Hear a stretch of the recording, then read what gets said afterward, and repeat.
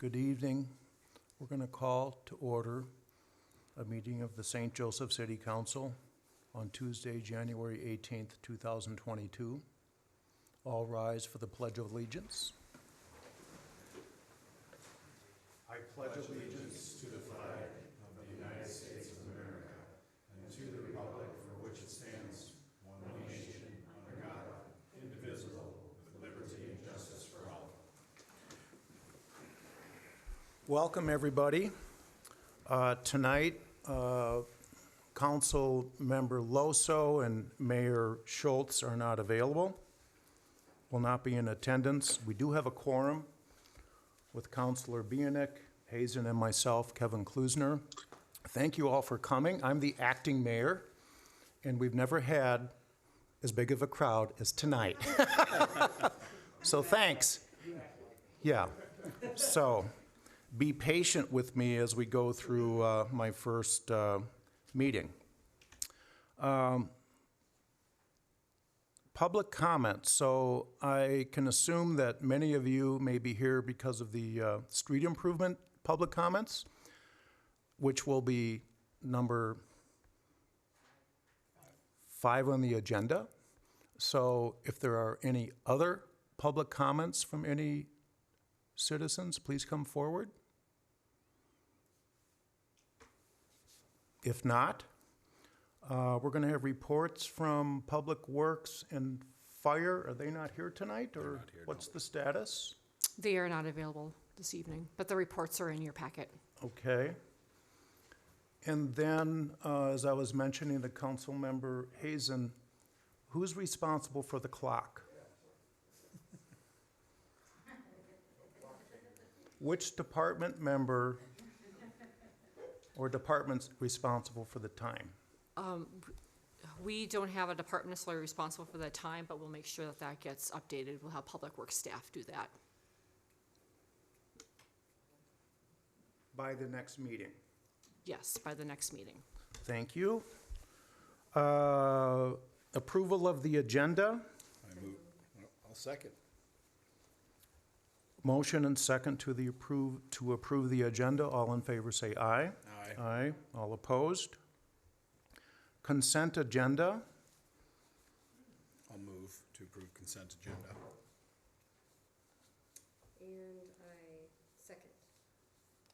Any discussion? Kelly, you're hesitating. No. I have none. Motion and second to approve the consent agenda. All in favor say aye. Aye. Opposed? And that's an aye for me too. Thank you. Public hearing, street improvements. So I don't know what the process is for this, but this is the public, we're opening the public hearing for street improvements. And I suppose, Therese, we're inviting our city engineer to make a presentation, and then for members of the public to comment. Is that the process? That is correct. Okay. This is our city engineer, Randy Sabart. His firm SEH has been working for the city for many, many years. Thank you. Good evening. With me this evening is project engineer Bill Zeiden. We'll have a brief presentation to describe what we're calling the 2022 street improvements. This meeting tonight we refer to as the public improvement hearing, but it's the first of 2 public meetings that any Minnesota cities are required to have when they're contemplating an infrastructure improvement that follows the Chapter 429 code, or the code governing special assessments. So the purpose of this evening's meeting is to present the nature of the project to you as residents that are either abutting or affected by the project, provide you a preliminary opinion of what the costs and the impacts are to you, and to provide an opportunity for you to ask questions. So this is not the second hearing, which you may be familiar with, and that's the special assessment hearing. The special assessment hearing is a second one where the city formalizes the actual project costs associated with the project that would be levied to property owners. So first one is to present the nature of the project and give you a preliminary idea of the impact of the project, and to allow you to ask questions that you might have of us or of the council. So with that, we'll go into, Bill will lead us into a brief presentation, and then we'll follow up with question and answer. So like Randy said, I'm Bill Zeiden with SCH as well. This is, once again, the 2022 Street Improvement Public Hearing, the first of 2 meetings.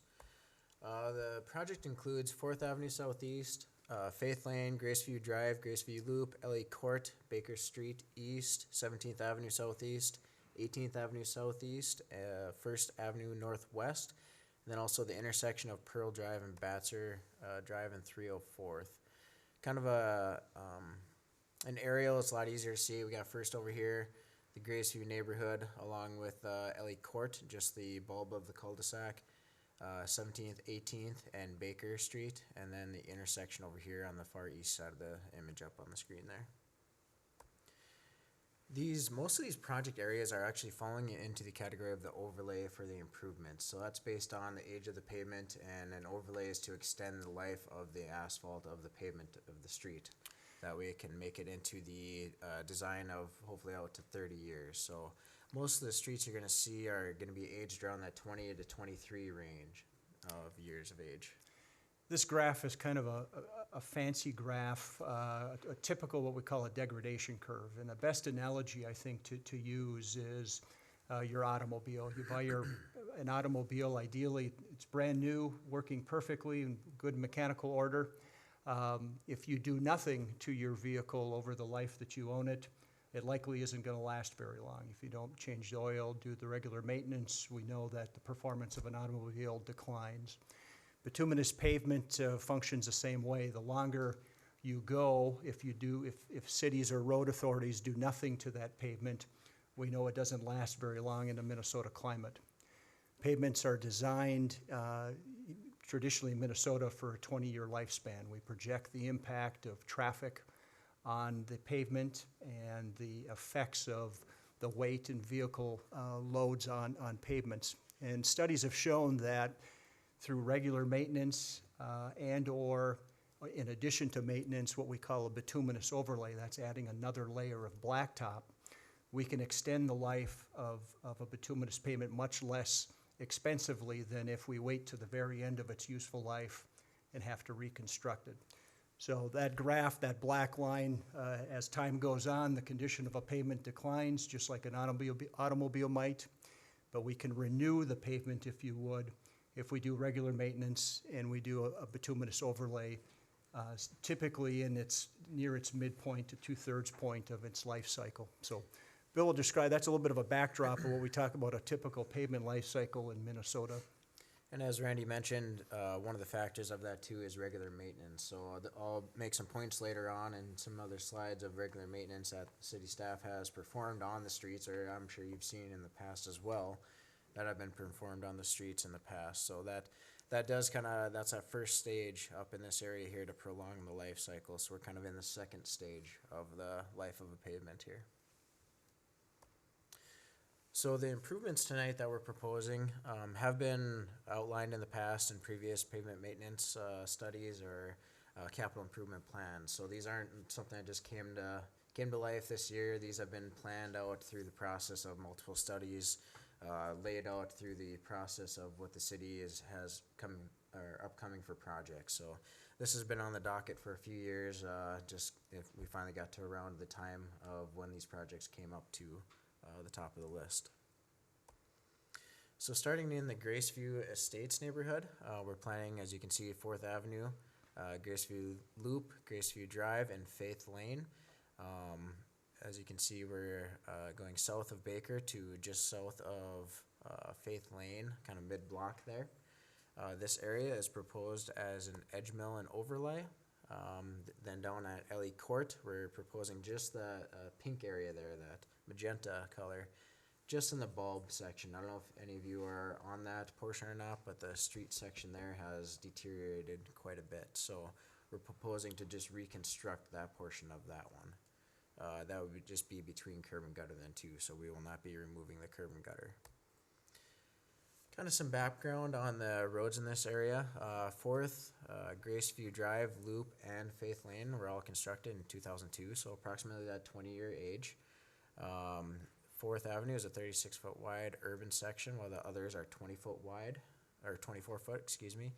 They are all consist of a 4-inch bituminous layer on top of 6 inches of aggregate base, which is considered a light 9-ton design.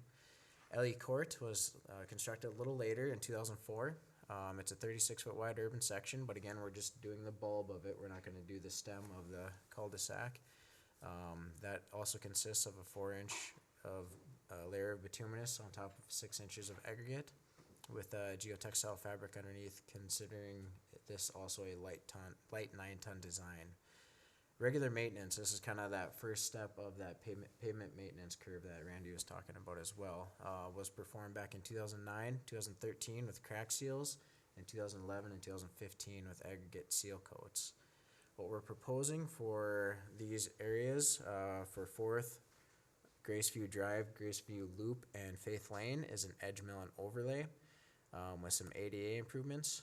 You can kind of see on the top here, an area with curb and gutter. We will be edge milling the outer 6 feet of the roadway. That way it would account for extra thickness of a bituminous overlay on top to be able to match into the existing curb line. So there will be a small lip kind of at the curb gutter face there that you'll see once the project is complete, but we will be thickening the bituminous section with able to accommodate the thickness next to the existing curb and gutter.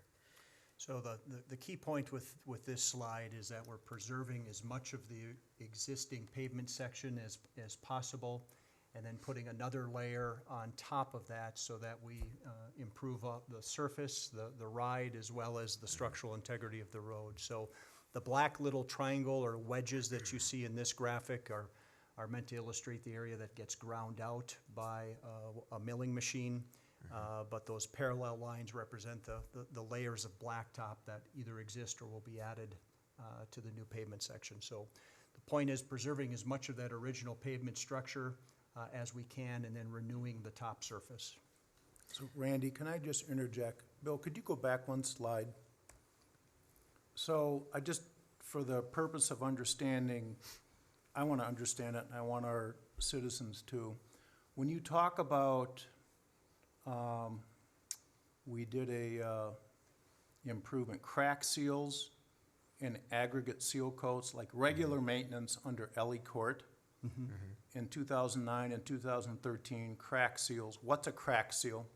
So bituminous in our temperature, or in our climate, cracks, just like concrete cracks. And so what is an enemy in our climate with pavements, whether they're blacktop or concrete, is water permeating under the surface and then freezing. And so that's what gives birth to potholes, frankly. If you see potholes, as water's migrated under the surface, it's held in place in the gravel, it freezes and expands and pops the pavement. So And so I think I know the answer to the question. So on a crack seal, is that out of the city budget, or do the residents get assessed? no, so the maintenance activities are part of the city's public works budget, and so those are costs that are not directly borne by the property owners. They're part of the city's budget. So as taxpayers, we all contribute to that part of the budget. And then 2011 and 2015 aggregate seal coats, what's that? So that's where we add oil and a layer of aggregate on top of the whole surface of the streets. Those little tiny pebbles? Exactly. That are a pain in the butt when you're bicycling? If you slip, yes, but they do improve traction and ride. So, but that is how we help renew the top surface of the bituminous pavement. And that's out of the city budget? There's no Correct. assessment on that? correct. So neither of those activities are directly And so what assessed. we're leading up to with these improvements is there will be assessments, and that's why you're all here. And the bituminous overlays that we're talking about are a more costly or a more substantial activity, and that is why the city shares those costs with users or benefiting property owners. Good. Continue.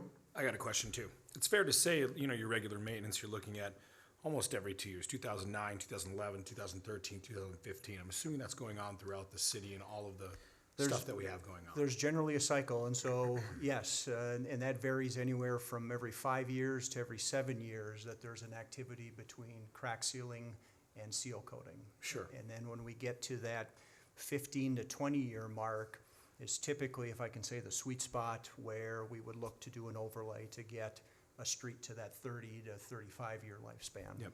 And I understand, obviously, most people are here, no one ever wants anything to be more. Obviously, they don't want to have to pay for this, but if we do nothing and you keep trying to do crack seals and aggregate seals, it's going to get to that point where you just have to reconstruct the whole thing if nothing's done. Exactly. The goal is to get to the point where, or not to get to the point where the pavement is beyond a point of no return. So some people will see photos that will show and they'll say, well, geez, the street looks in pretty good condition. Why are we overlaying it? And that's a little bit of the point. We don't want, or we can't overlay a street that is riddled with potholes. By the time you get to the point where the street is riddled with potholes, it's failed. Now we have to look at something more costly in terms of either a complete reconstruction or typically a complete reconstruction. So the point is to do these small steps in conjunction with an overlay so that eventually it will fail. We know that, we typically don't see our streets lasting more than 32 to 35 years before we have to do a reconstruction. But if we don't do these things, we might stop at 20 years or 25 years, and then we all don't get the value out of the original investment of the street. So these are all meant to prolong the life of our infrastructure. Okay, thank you. So kind of jumping back into some of the improvements then, another thing to mention is the ADA sidewalk and ramp improvements.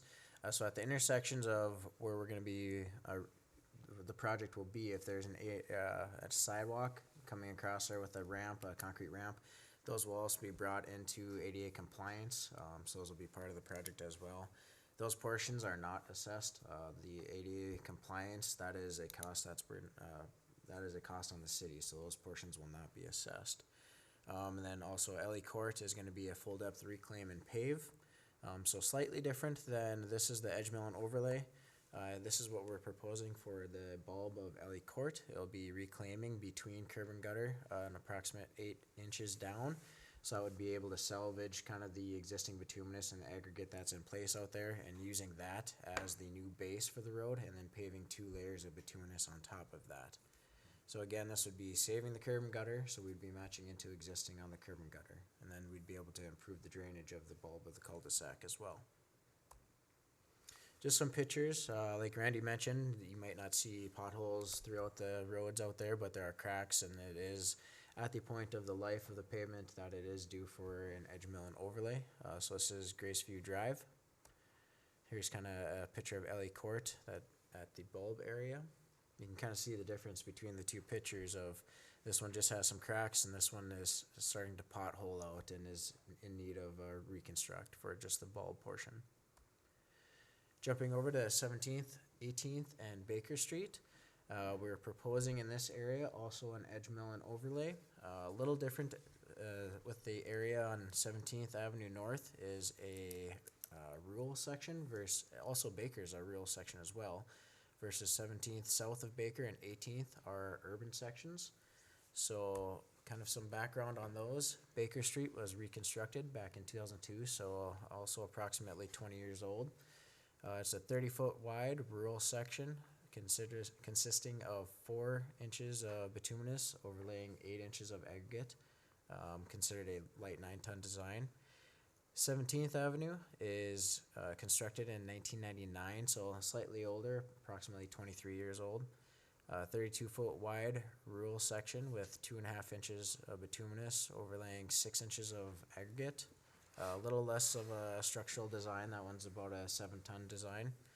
17th Avenue south of Baker Street is a different section than the north portion then. So that's a rural, or an urban section, excuse me. So it has curb and gutter and is 32-foot wide and consists of 4 inches of bituminous overlaying 6 inches of aggregate. This one has a couple different sections. The south portion is a little more robust due to the soils in that area. So the south portion, approximately 400 feet of that one, also has 18 inches of granular soils with geotextiles separating the soils below it. 18th Avenue was constructed in 2002, so that's approximately 19 years old.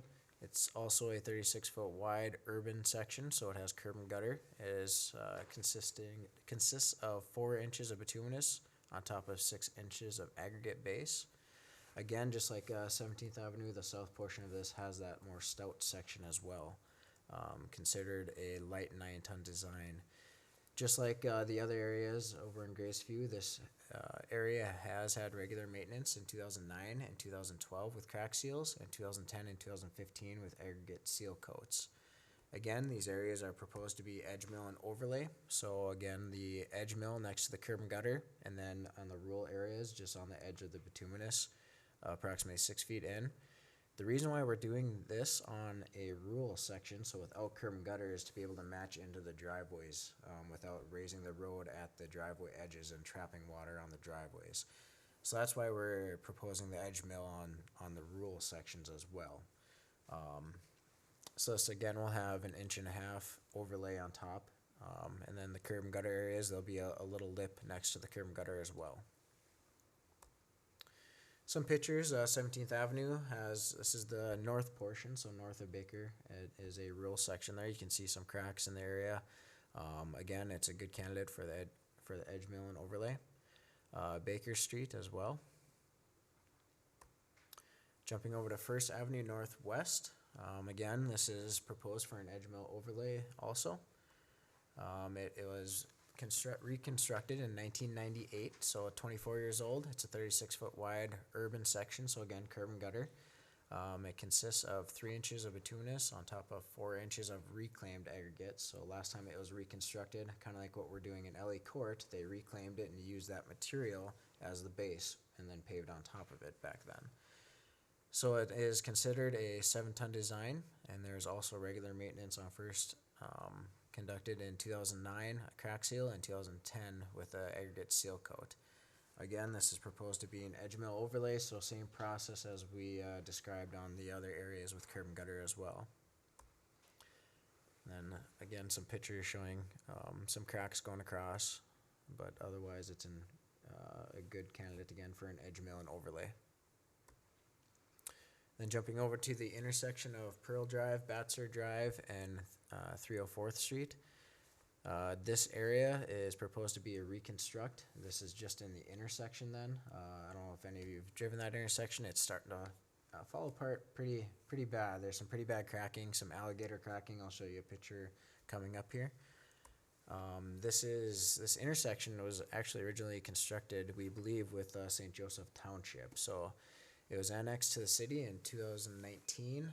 The bituminous section of this intersection is actually unknown, so that will be something with the project that we'll be looking to find out, is the structural section of this roadway and the intersection. So we are proposing a full reclaim and pave on this one. So just like kind of the bulb on Ellie Court, we'll be reclaiming the entire intersection, and we'll be using that as the aggregate to be paved on top then. So we're proposing 2 lifts, so a total of 4 inches to be paved on top of the reclaimed material for the intersection. Kind of some pictures of the intersection. You can see a bunch of potholes. It's kind of tough to see with the lighting, but that is what we call alligator cracking. As you can see, it's starting to fall apart, and it's getting to the point where chunks can actually come out then. So snowplow on those could wreak some havoc and pop out some more potholes then once it gets to this stage. Looking at the costs then for the proposed project, so the construction costs for all of the project that I went over already is $542,000 approximately.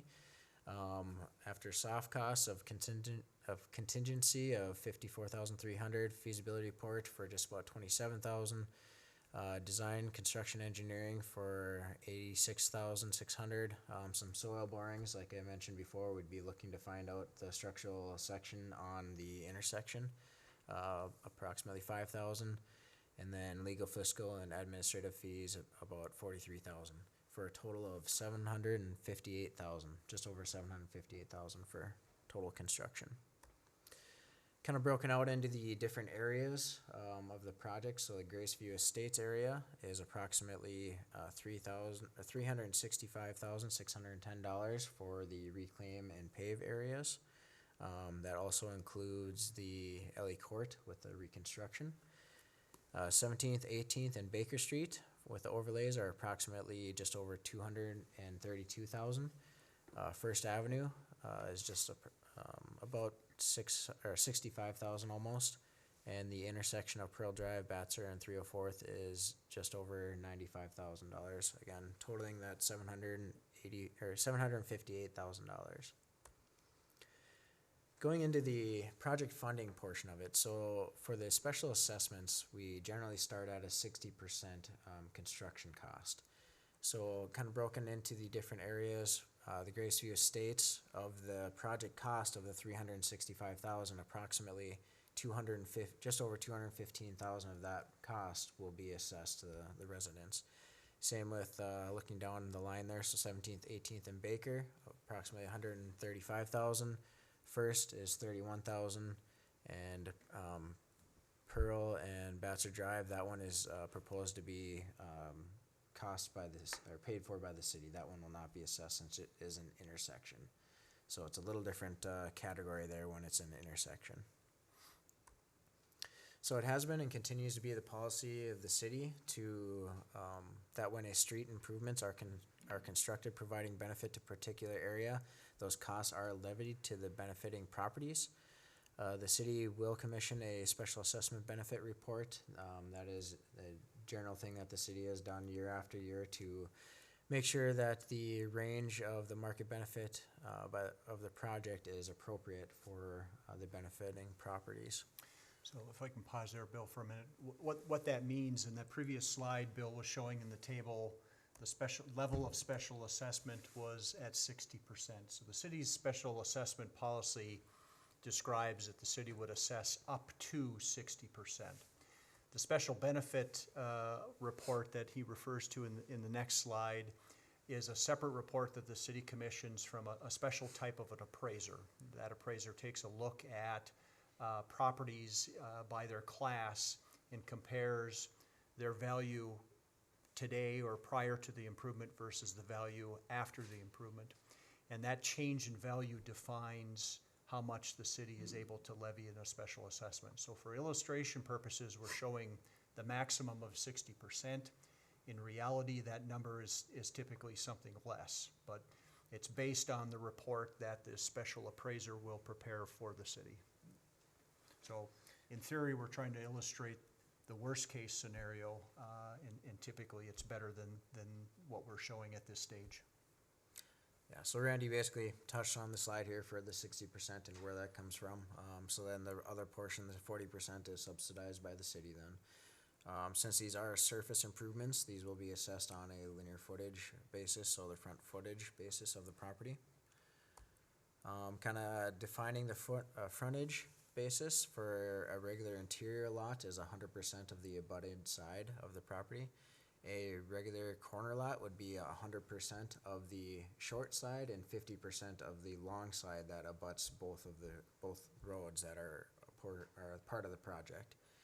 If that condition exists. So if Yes. you live on a corner lot, you're not automatically assessed on both sides. If the improvement is occurring on both sides, then that statement would apply. But if you're on a corner lot and the long side is the only side that's improved, then the 50% of the long side is the only footage that's used. So you're only assessed the abutting footage for the side of your lot that's actually improved, not both sides.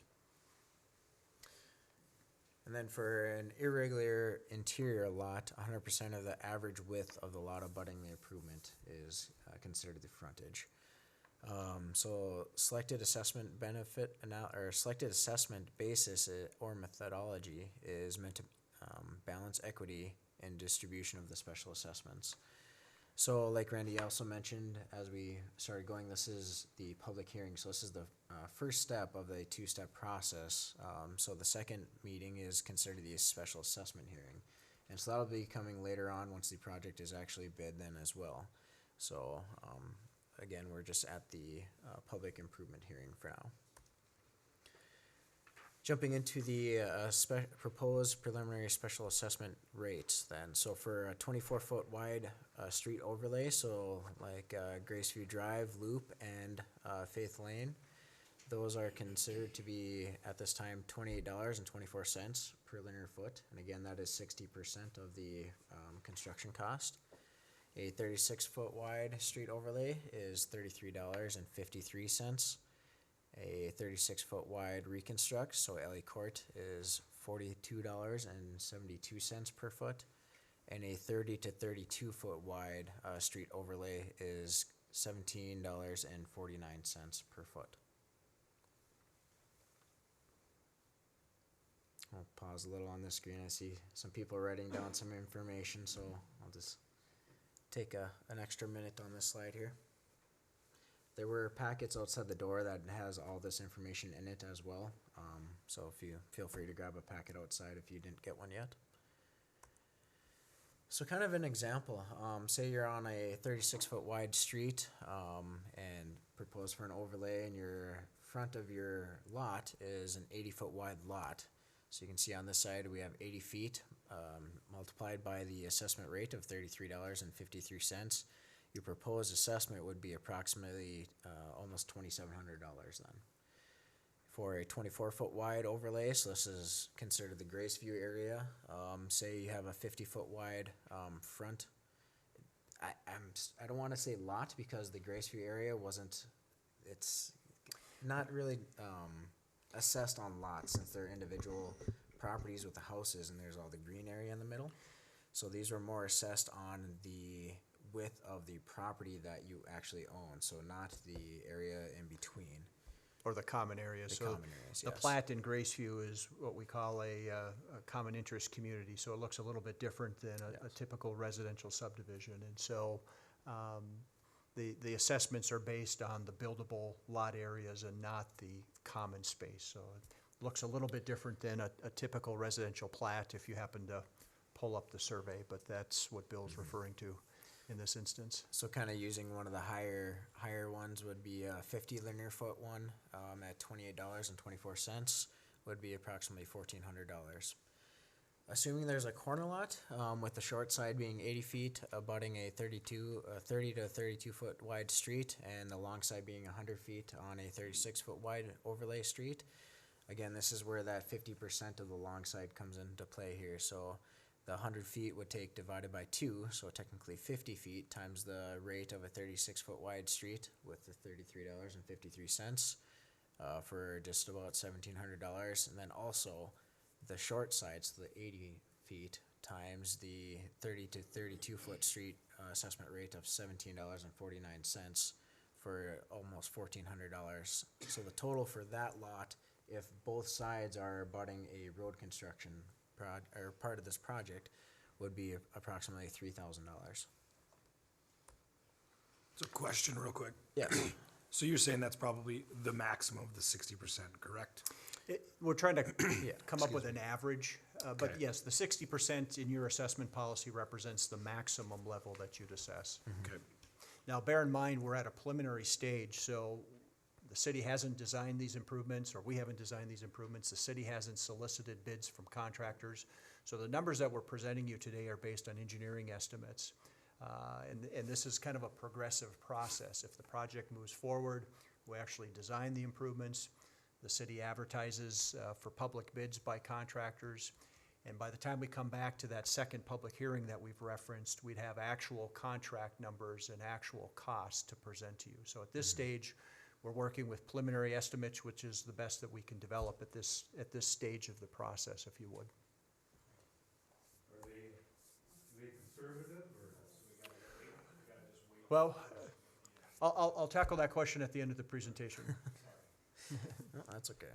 So kind of jumping into the schedule, we've already, the council has already received a feasibility report back in December 20th, ordered the public improvement hearing, which we're doing tonight, but also back on the 20th. Then we're sitting here on the third line, conducting the public improvement hearing. So depending on how council acts tonight, we would hopefully be ordering in the preparation of the plans and specs tonight. And then looking forward at future dates, the council would hopefully authorize advertisement for bids in March 2022 here. Council would declare costs to be assessed, so the second special assessment hearing date would be sometime in April. Public, Or May. or sorry, excuse me, May. They would set the date for that meeting in April, excuse me. And then the public bid opening would be in April, and then we'd get to that second meeting, that special assessment meeting. That would be in May. Hopefully, the contract would be awarded early June, starting construction in June or July, with construction wrapping up towards September and completed in October. So do we have any questions from council at this time? Any more? I'll maybe field the question that the gentleman asked earlier about whether the costs are conservative. We certainly strive to be within 10 to 15% of where we think the real costs are going to be.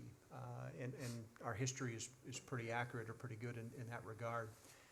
Admittedly, we're in a different environment with volatility in pricing, more so than we've seen in years past. Bituminous pricing is affected by what you see at the gas pump. You see gas prices going up, typically bituminous prices tend to go up. So as long as we're not seeing volatility in the crude oil market, we're anticipating bituminous prices to not be terribly volatile. We have run into other municipal types improvements when we're reconstructing sewers and water, manholes, those types of things. We've seen a lot of variability this last year and a half in pricing. Thankfully, bituminous hasn't been one of them, and I'm hoping 2022 isn't a year that changes. But last year, bituminous pricing was one of the few things that remained stable. So there's a long-winded answer to say it. We're keeping our fingers crossed, but at least based on the pricing that we saw last year in 2021, we're not anticipating wide pricing swings. But that's one of the reasons why in this process, the city likes to solicit bids before we get to the assessment hearing so that we're dealing with accurate numbers. We know what the market is telling the community in terms of how much these materials or pricing would cost. So we'll have more accurate information to share if this proceeds in April and May. Thank you, Randy. So now I'd like to solicit questions or input or comments from the citizens here. Yes, your name and address? Counselor, I'm sorry. Counselor Klusner, we would ask that the public that they go up to the podium and introduce themselves. Before they do that, though, I'd like to enter into the public record an email that we received this afternoon Yes. from Jordan Lenz, 608 Graceview Loop, St. Joseph, Minnesota. His comment is, I don't think the streets or sidewalks need to be resurfaced because they aren't in poor condition. Furthermore, I can't afford any additional expenses. I'm concerned that the impact of the assessment will be too much.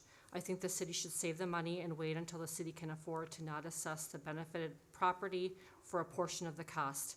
I see this project as a waste of money. I'd like to enter that into the public record. He could not be here this evening. Thank you. And so anyone else want to comment or question, please come to the podium.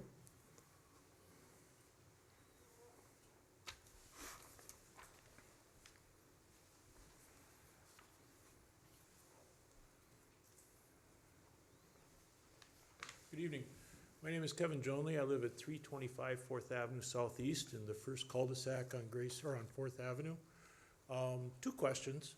Number one, are the pebbles going to be on our overlay when we're done, or is it going to be nice, smooth blacktop? And how long will we not be able to drive on it when this is being performed?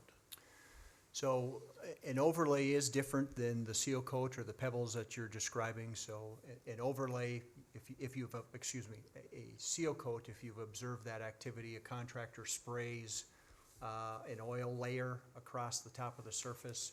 They drop aggregate on top of it and they kind of spread it out and then let it sit inside that oil. And they come back and sweep it up. And that's where you typically will see the loose pebbles that don't get swept up. In an overlay, we're actually talking a hot mix. We're talking mixtures that are several hundred degrees in temperature, and so this is the black, oily, sticky stuff that you'll see on highway construction, for example.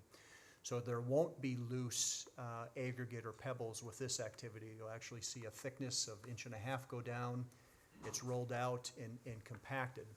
So the delay in terms of a property owner accessing when it's overlaid is more a matter of hours. And depending on the temperature of the day, we want the mat to cool. So if traffic gets on a fresh overlay too soon, they'll actually damage it by rutting it. And so typically it's a matter of hours after it's been overlaid and compacted, and then you can return to your lot. So the inconvenience is much less than by comparison to a street reconstruction project, but you won't see the loose pebbles swept up into your boulevard. Thank you. Anybody else? The other, I guess, along those same lines in terms of time frame, typically an overlay, I don't know if you've observed other work in town this past year, parts of the Northland subdivision were overlaid. Typically, we're talking an operation that lasts a matter of days. So the edge milling that we're talking about, where we grind out that area in front of the curb and gutter, that might last 1 to 2 days in terms of that operation. And then the actual paving of the overlay might be 1 to 2 days. So the actual duration of this type of project, by comparison to all of our others, is one of the shortest. Good evening. Roland Blazik, 528 Graceview Loop. Well, two questions come up now.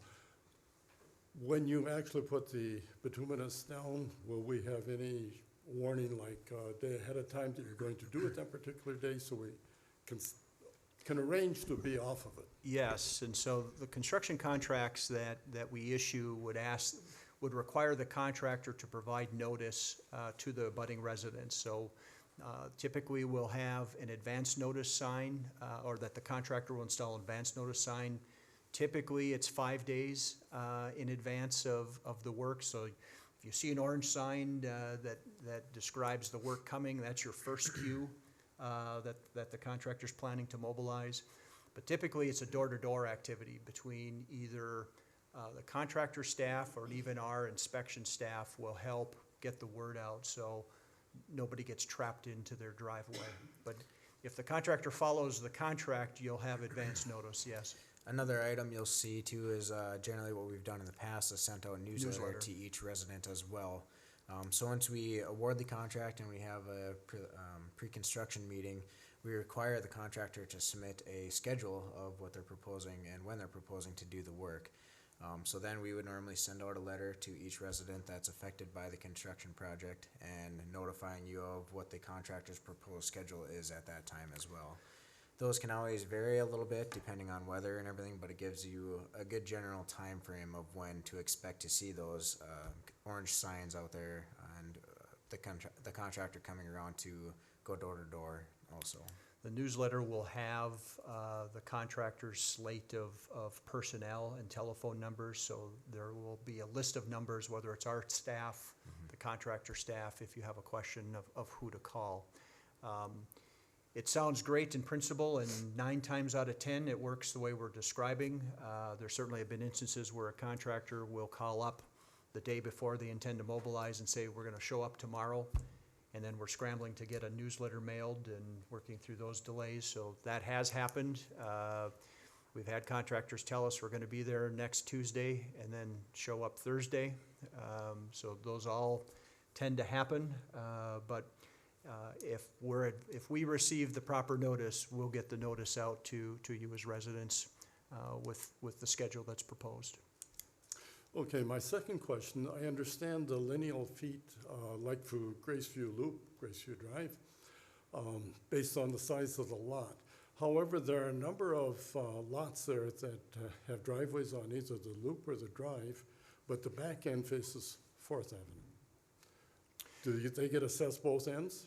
They don't get assessed both ends, and the primary reason for that, at least the ones that are towards the back facing 4th Avenue, is that they don't technically have access on the Right. 4th Avenue side. So we did not compute that footage along 4th Avenue because they don't have access. But those lots that are recessed in the back are being treated the same way as the lots that might be closer to the loop or drive. Okay, thank you.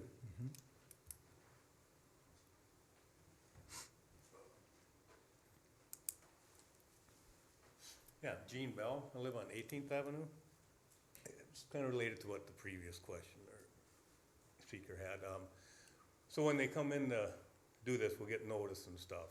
Will they close the whole street down, or will it be half, and then they do another half?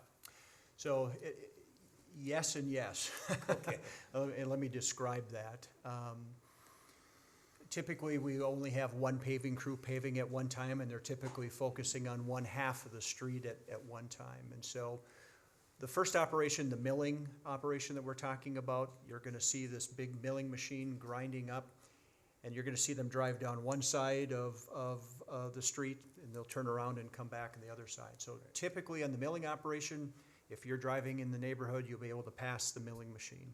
Okay. Same thing with the paving operation. They're typically only paving one side. Now, the word of caution that I would say is that one of the steps that happens before the actual pavement is coming out of the paver, they apply what we call a tack oil. It's another black oil that goes down, it's sticky, and if you drive on it, good chance it'll flip up oil all over the back of your car. And so if you see that the street has been tacked, it'd be advisable not to drive down there. It's not to say that you couldn't, but invariably I will get a phone call that someone drove down a recently tacked street.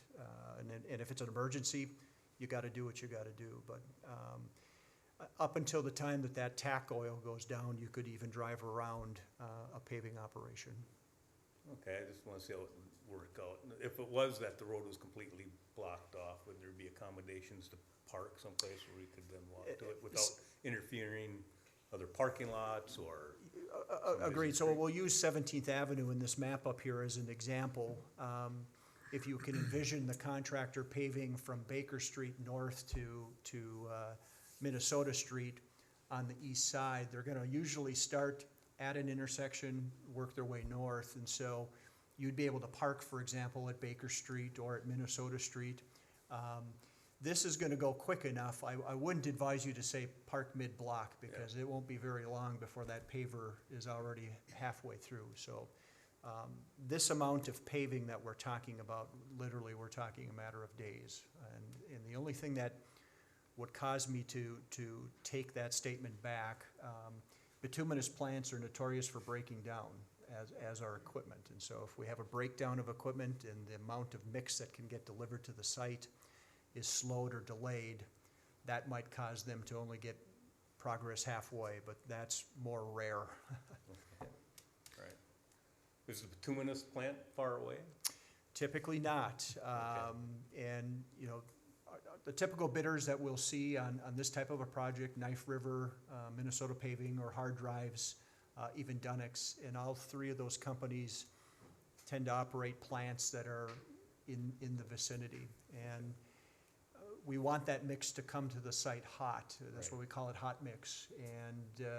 And so they have to be relatively close by to deliver hot mix. So yes, we're. Okay, just want to know that. I Kinda- didn't want them to have to run all the way to the city. Hopefully something else is going wrong if that's happening. Kind of touching base on your closing off the road though as well. So you will see traffic control out there. So barricades that might say road closed to through traffic. That does mean for through traffic. Obviously, they will accommodate people that do live on the streets. So during construction, the contractor will work with residents to get you to and from your residence as well. Hi, I'm Diane White at 607 Graceview Loop at Graceview Estates.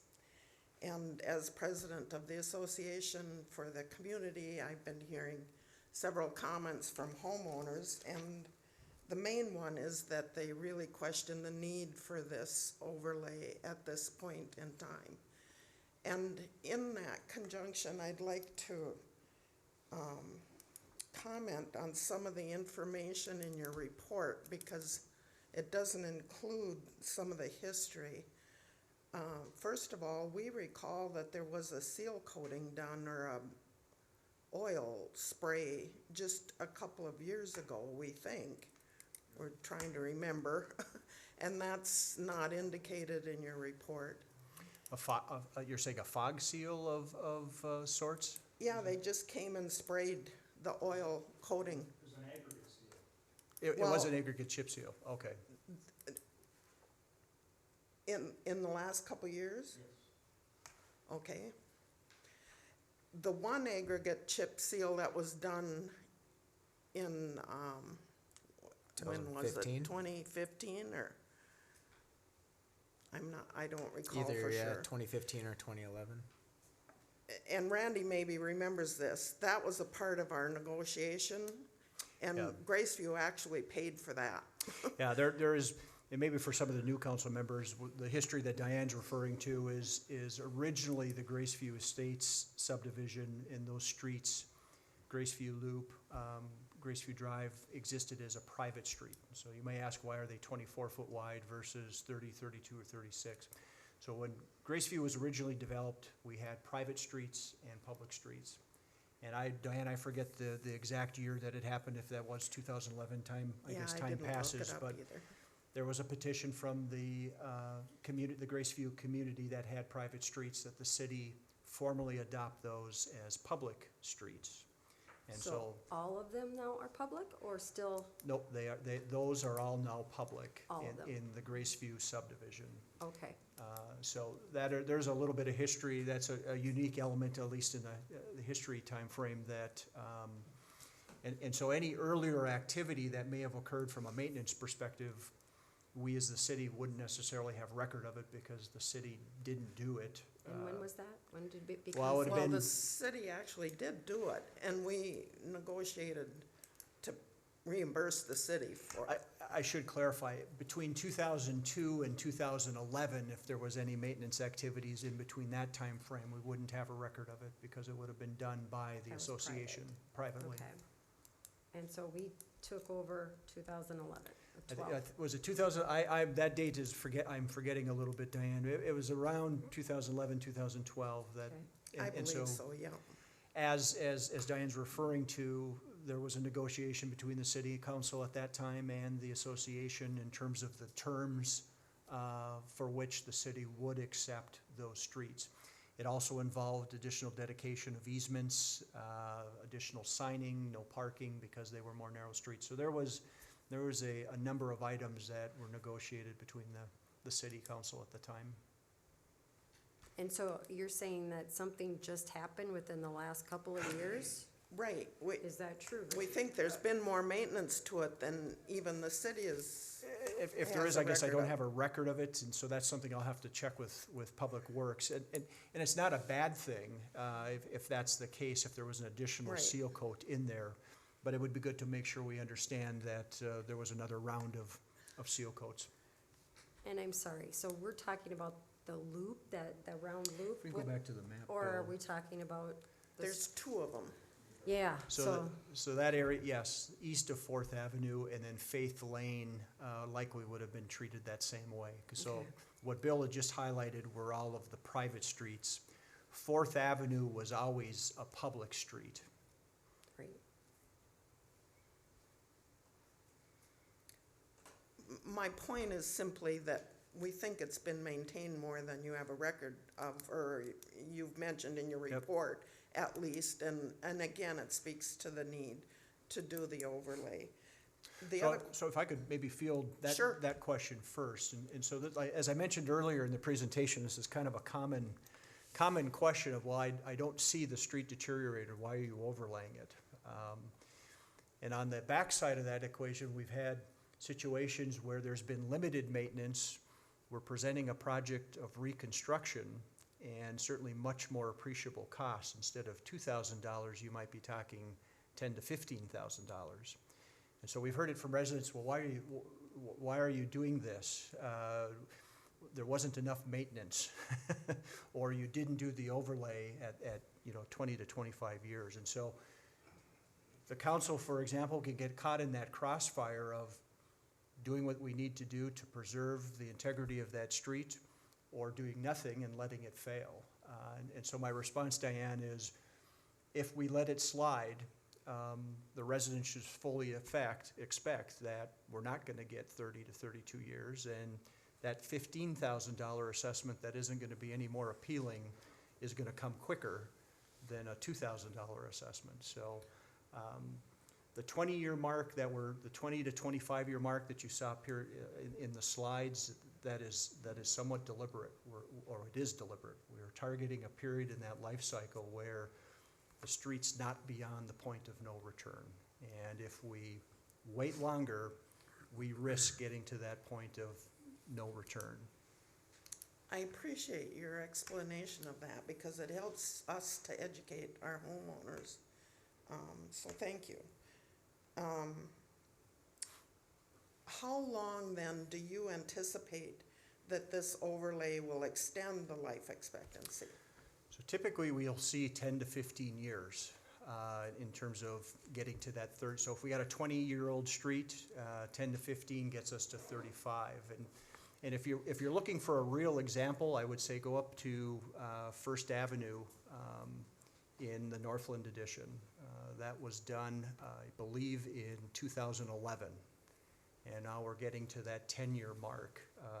So that's not to say that crack sealing and the seal coat type of maintenance that we just described doesn't continue on. That's still part of the recipe here, even after an overlay. So those activities still have to happen. But we would typically see another 10 to 15 years after a structural overlay. Okay.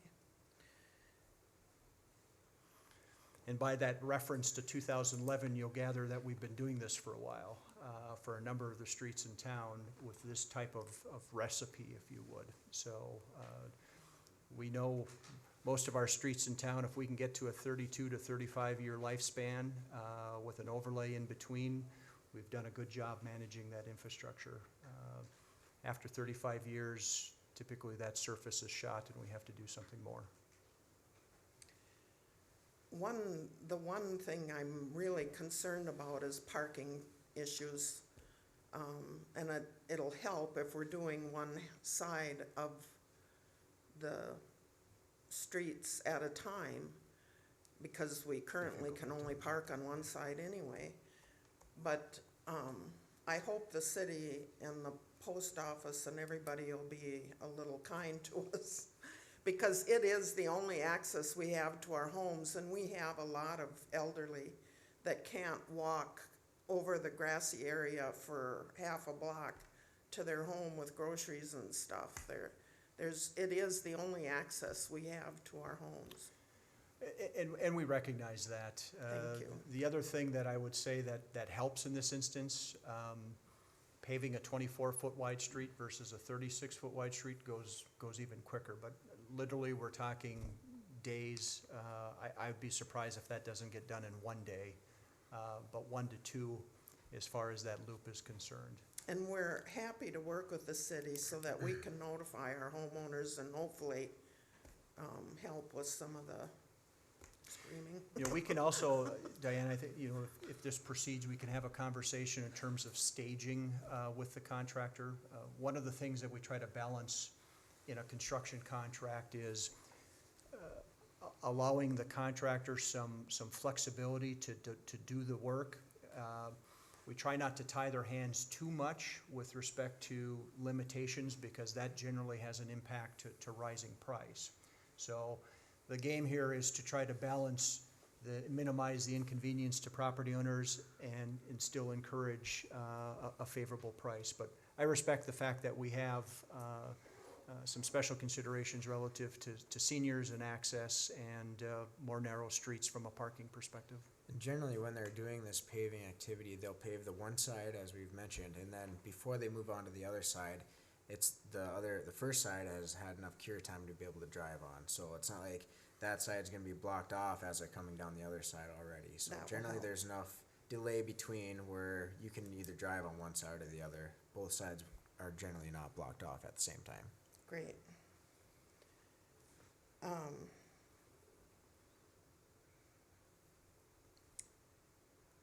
One of the things you mentioned, and it crossed my mind when you mentioned the ADA compliant things that you'll be doing. That walk path that goes through Graceview is in a public easement. And you might want to take a look at that, because that has not been maintained at all since it was installed. And there's some pretty good cracks in it. And it would be a good time to include it if we can. Is that loop kind of right in the middle there? Yeah, The it walking goes path. all Yep. through our association and along Fourth Avenue and Baker Street and 17th Avenue. Or Seventh, I'm sorry, thank you. So the nature of the improvements that we are describing, they tend to be just at the intersection. So when we talk about a concrete pedestrian ramp, so what we are not describing is reconstruction of the trail or areas beyond the pedestrian ramps. But to your point, we'll take a look at the condition of that trail if there's some additional maintenance that we can time. The trail is doing a double duty with being the boulevard sidewalk, especially along Fourth Avenue. Sure, And so, yeah. sure. And by the way, the city has been plowing that path the last couple years, winters, this winter and last winter. And I believe we have the mayor to thank for that, and thank you very much because our residents really use it.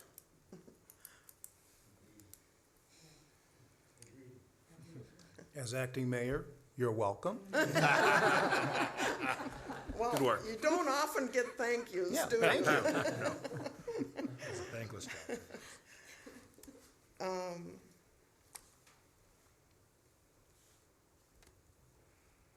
Will you be responding to the homeowner that you heard from by email and educating him a little bit?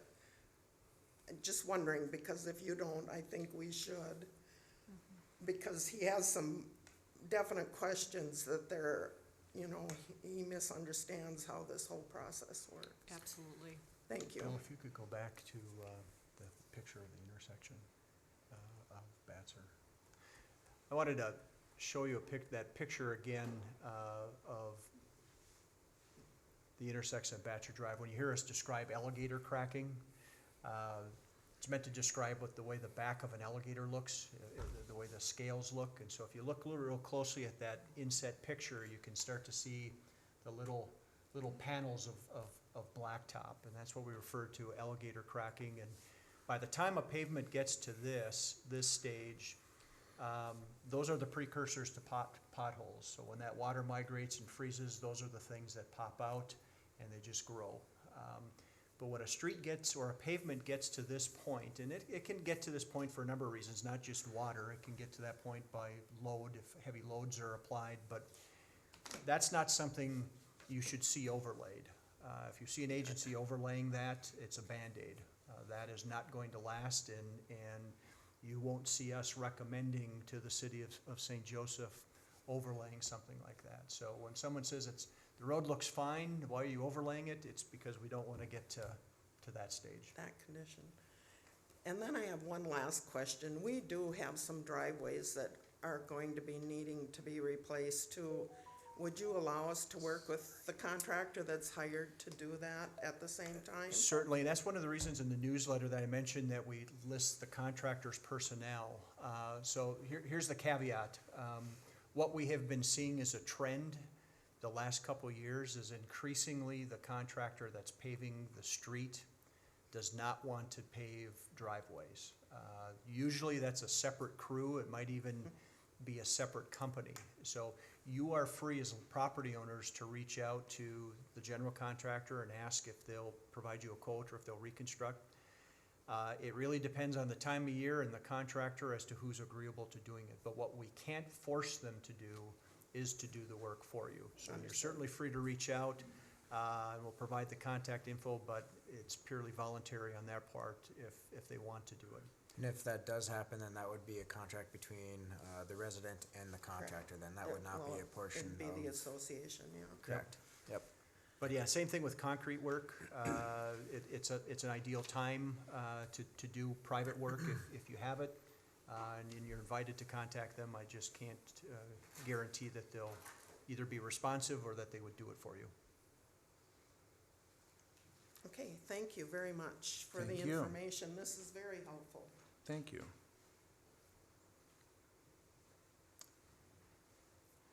Well, since pedestrian walk paths are brought up, there is one behind my house along 18th. It's between the apartments and the residents. It's, since the apartments went up there, it's used a lot more. And I know it's, normally hasn't been plowed in the winter, but they still go out there and use it a lot. I just wanted to bring it up to your attention. I mean, and it is getting a little bit beat up, but, and that's because few of the people drive snowmobiles up and down This it. one or but, this one?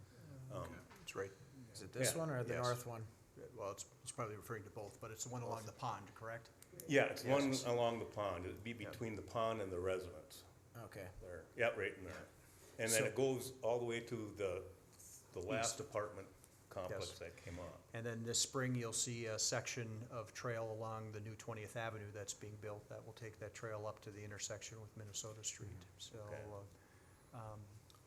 yeah, unfortunately, I can't weigh in or comment on terms of the ones that are maintained year-round. I know not all of the city's trails are maintained through the winter.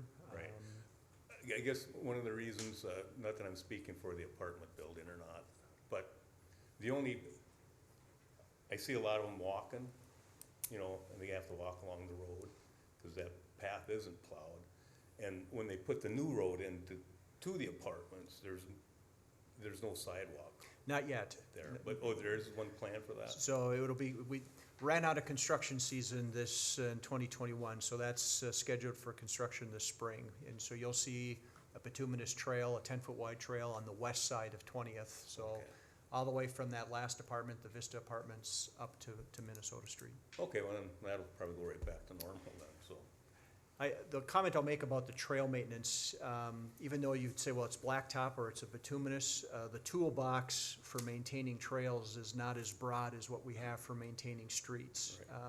The same pebbles that you talked about, concerns, rollerbladers and pedestrians hate that even more than car tires do. And so seal coating is not typically something that we can do on a trail. And so our maintenance bag of tricks is generally more limited to crack sealing, sometimes patching, but there's a reason why you don't see the aggregate chip seals on bituminous trails. Okay. That's a big one. Yeah, I just mainly wanted to bring that up and see what was there. I was wondering why the sidewalk wasn't put in, but I see you are, so, all right. Yes. Thank you. Anyone else?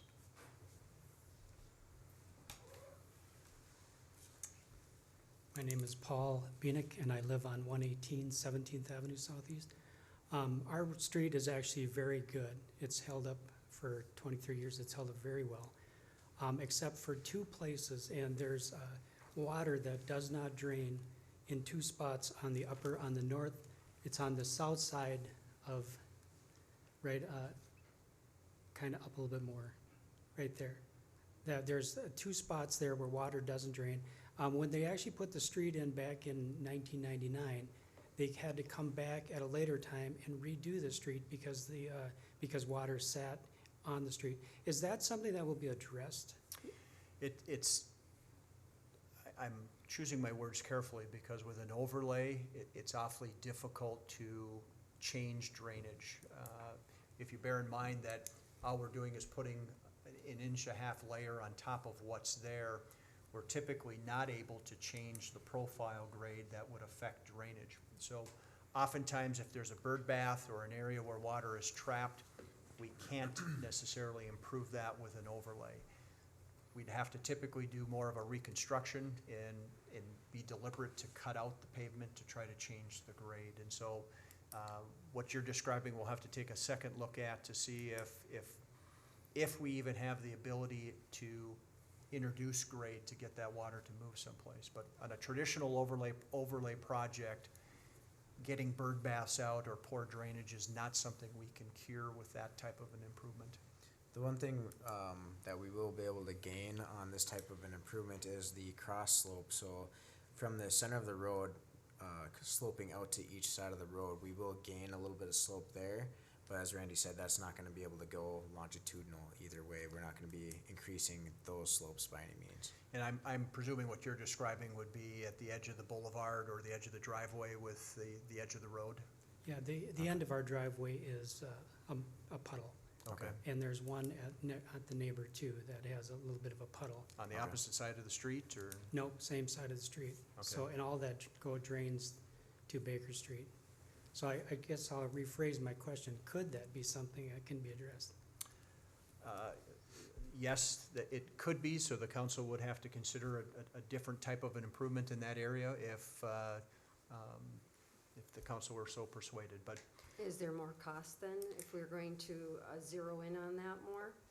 yes, well, yes, there would be more cost just by nature that we know we would be doing more than just an added overlay, so if we have to. Even though we know that there's a drain on each end of that street, there's two drainage. So that, and we're aware of the storm sewer that's at Baker Street, so having someplace for that water to go is the next best thing, is that we have someplace to direct it. The next question is, can we make a modification to introduce grade so that it drains? But the fix is certainly more expensive than an overlay. It would be introducing different types of construction methods to be able to raise the grades in that area, whether if it's common excavation or bringing in fill to adjust the grades in the area. So it'd be introducing different types of construction activity for that little area as well. So that's kind of what Randy's talking about by introducing more costs through there too, so. Is it possible, I mean, sorry, if we were to approve this, is to look at both of those and then be able to decide at that point which way to go? So what we would have to do to be able to evaluate, can it be improved, would be to collect what we call the topographic survey. So we actually send the crew out, collect survey information, and we look at the actual elevations and grades. And as engineers, we can do a lot, but I can't sometimes do something about gravity. So if we have grade to work with, or we can adjust the catch basin depth, for example, it may be feasible to make an improvement. But first step would be to collect the survey and understand what kind of elevations we're dealing with and whether the room is there. I do have one other comment. On your informational page, or slide for 17th Avenue, the 6-inch aggregate base is wrong, because when we had the street done in 1999, they dug the street down quite a bit, probably a good foot lower than what we expected. And so they put probably 8 to 10 inches of class 5 in there to raise the street back up, and it still did not come back up to original grade. And so we're still probably 2 to 3 inches lower than what the original grade of the street was. So, I mean, we have more aggregate there than most airport runways, and so, so it's a heavy-duty street, and so, I mean, it's not just a 7-ton street. So those dimensions that Bill was referencing are based on what the original design drawings were. So if we don't see a record that the contractor actually constructed more, we don't assume that they did more. So I mean, that's good historical information to have. But those dimensions are based on what the original plans called for. Okay, So, thank you. But I appreciate that background. Got one more question for you. Your neighbor that also has the driveway pooling, is that to the north or south of you? It's to the south. South of you. And it is very substantial. I mean, when they first did the street, it was probably a couple inches deep, and then they came back and did it again, and now it's probably an inch deep, but it goes quite a length of his property. Okay. And it takes a long time before that to drain out. Thank you. Yep. Thank you. Anybody else? Okay, we're going to close the public hearing. Is that we just close it? Do we need a motion to close it? You would be able to close that. You should close it. So closed. Thank you all for coming. Thank you.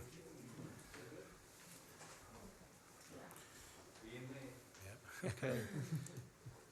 Hey, Randy, Bill, I just want to say thanks too for all of that information. If you didn't come see it, it gives you one heck of a understanding of what you need to do, so thank you.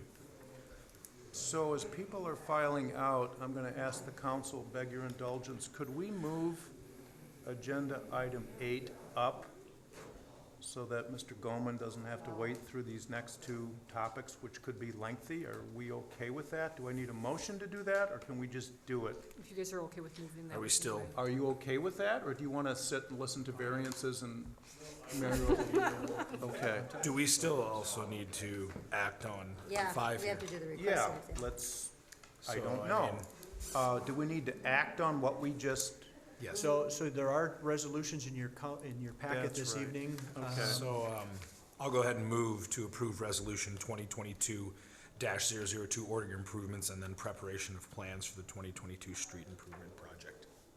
I second. any further discussion? All in- Just so long as we add that they will, what had been shared with everybody here to be able to check on those items that they were talking about in Graceview and 17th.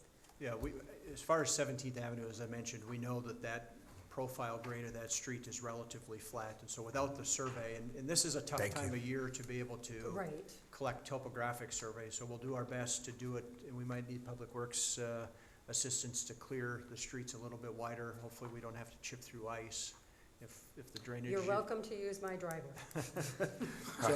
So we'll plan It's on record. to collect some additional, It or is. we'll plan to collect topo on 17th Avenue. I should clarify, since this isn't a street reconstruction project, we typically don't collect topographic survey for an overlay, because all we're doing is putting a new layer on top of what's there. We don't necessarily need to know what the elevations and grades are.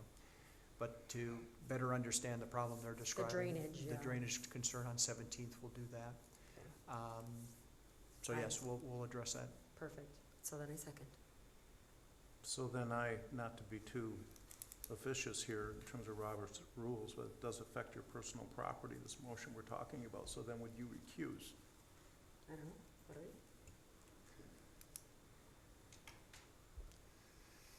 I mean, that's my only issue with this. It's not our area, it's the other side.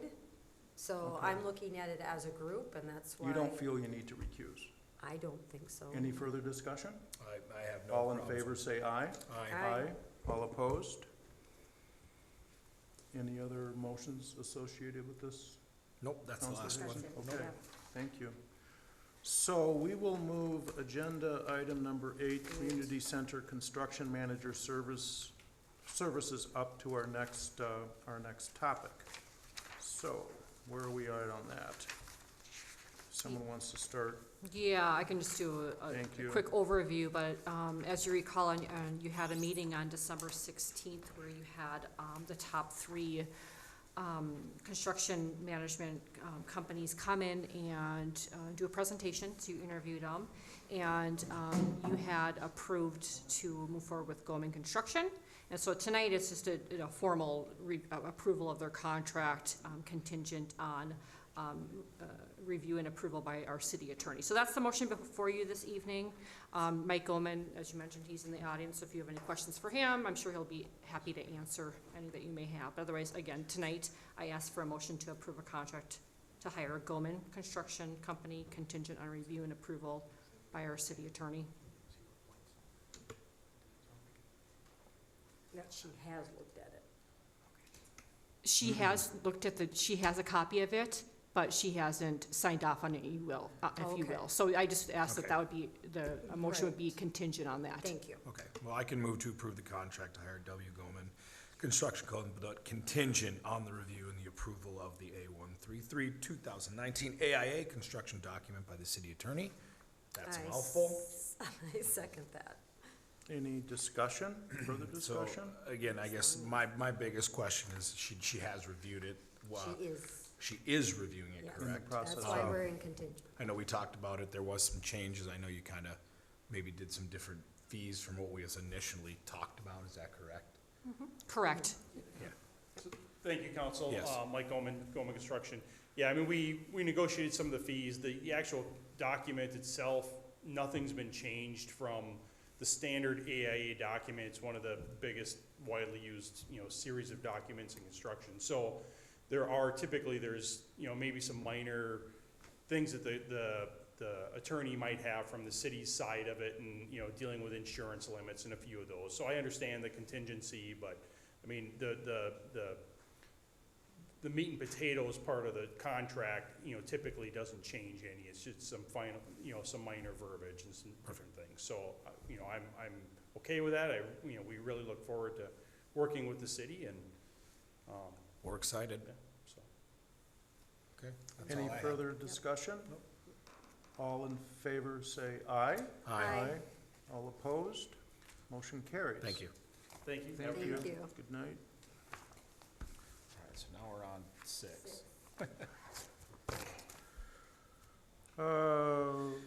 Item 6, variance request for 713 First Avenue Southwest. Yes, good evening, council. For your consideration this evening is a variance request submitted by Gerald Freeler for 713 First Avenue Southwest. This property is zoned R1 single family, and within that zoning district, there's the requirement of 10-foot side yard setbacks. And the applicant is proposing to be just under 1.5 feet off of both side lot lines with the proposed house. A variance shall only be permitted if all facts and conditions exist, which include that the variance is consistent with the comprehensive plan, that it's in harmony with the purpose and intent of the ordinance, and that the applicant establishes that there are practical difficulties in connection with the granting of the variance. And those difficulties include that the property owner proposes to use the property in a reasonable manner, that the plight of the landowner is due to circumstances unique to the property, not created by the landowner, and that the variance, if granted, will not alter the character of the locality or the neighborhood. So, the Planning Commission did conduct a public hearing on this request at their January 10th meeting, and we did not have anyone speak at that public hearing besides the applicant, and then staff did not receive any written correspondence or phone calls regarding the variance request and the public hearing that was conducted. So the Planning Commission did recommend approval of the variance per resolution 2022-001A. Staff has included 2 resolutions in there. The second resolution that would be the same number, just B, would be in denial of the variance request. So one thing to note with this lot and the city ordinance is that for R1 single family zoned property, there is a requirement that the when a house is constructed, that there is a garage that's at least 20 feet in width and 22 feet in depth. So there was various different plans that we had looked at too, one of which resulted in the applicant having to detach the garage. When looking at the surrounding neighborhood and the existing homes that are out there, all the existing homes have attached garages associated with them. So that's just a note on a regulation that would kick in as part of this too. So with that, the applicant is here this evening, so I'd be happy to answer any questions if the council has them. I do, so you're gonna teach me a little bit here with the variances, we're just asked, because they're going over the lines of the next property, correct? No, so the variance is because of the 10-foot setback, so all houses have to be 10 feet from side lot lines, Oh, and they're from the proposing to Okay. be closer than that 10 feet, Okay. just under 1.5 feet, essentially, on both the north and the south And side. as I understand it then, so, you had a public hearing, you sent it to the neighbors, nobody showed up, right? Is that how I'm Correct. understanding it? Okay. Yep, so, and we send Okay. those public hearings out to all folks within 350 feet Okay. of the proposed action.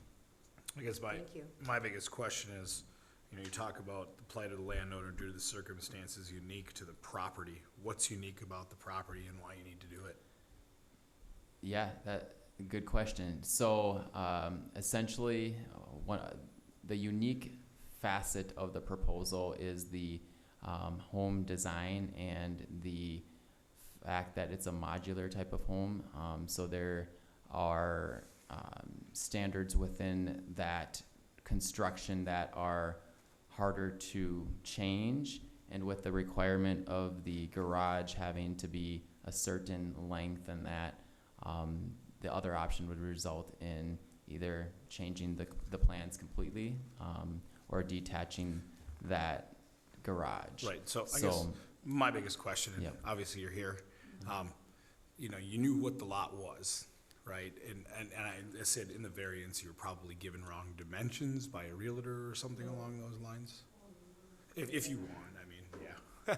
I mean, I'm just trying to understand it because Yep. my biggest question is why do we have established rules if we don't follow them? I get it, it's only 1.5 foot on each side, but you give one, then you have to, now we set a precedent, right? And so are you gonna change the rule then to 8.5 feet, or are we gonna keep it at 10?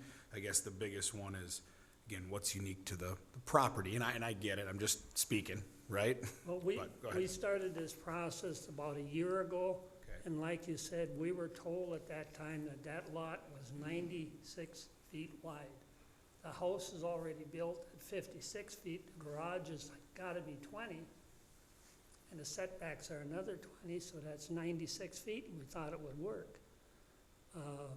We put a down payment on a lot, so we had to cancel out of that, so we're out that down payment. We put a down payment on a house, and we're out that down payment. So anyway, after 6, 7 more months of searching for other properties, we couldn't find anything that worked for us. So we decided that our best bet was the request for a variance. So you had plans of the house prior to the property that you bought? Okay, that was the understanding that I wanted. You know, it's, did you buy the property and then you wrote up the house? You know what I'm No. saying? That's kind of was my biggest question No, as the well. house came first. Okay, so that was my biggest, I guess, question and concern is, you know, and that's why I say it, is we have the rules. Did you buy the property and though you were misled on it, then you went through the construction in the sense of this is what we want, and then, oh crap, variance, right? So, okay. Nate, what was the vote of the planning commission? 4-0. So we didn't have the two new planning commission members, they weren't appointed yet. And then the council liaison was not able to make that meeting, so we had 4 commissioners there. And that these are evening. planning commission members that have been members for a long time.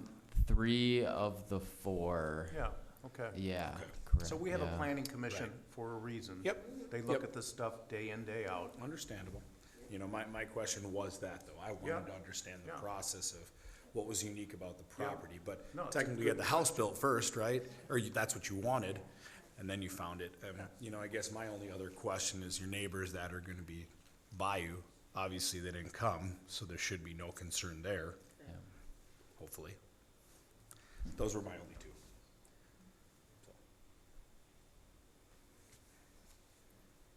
I don't have any, other than that one question or comments. So, So I make a motion, sorry. please continue. I make a motion to recommend the approval of the resolution of 2022-0001A to approve finding of fact. I second. Any further discussion? Yeah, my biggest thing is I get the unique circumstances, I just don't wanna go back on the rules we have in place. That's my biggest thing. I get the one-off. Just vote. Yep. Well, I don't Understood. need to vote yet, I'm still talking, right? We're still in there. It's understood, but So- variances, there's a reason it's called a variance. Correct. There's a We as reason. council can vary. Correct. And then there's a reason why we have the rule, that's all I'm saying. Correct. And which is why we're still discussing, we haven't made a formal vote, there's a first and a second. Yeah, we're still, You said any more? That's what I said. any further discussion? That's it. Kelly? No. Kevin? No. All in favor, say aye. Aye. All opposed? Motion carries. Thank you. Thank you for your consideration. You're welcome. Now we can move forward. Best of luck. Uh, Number 7.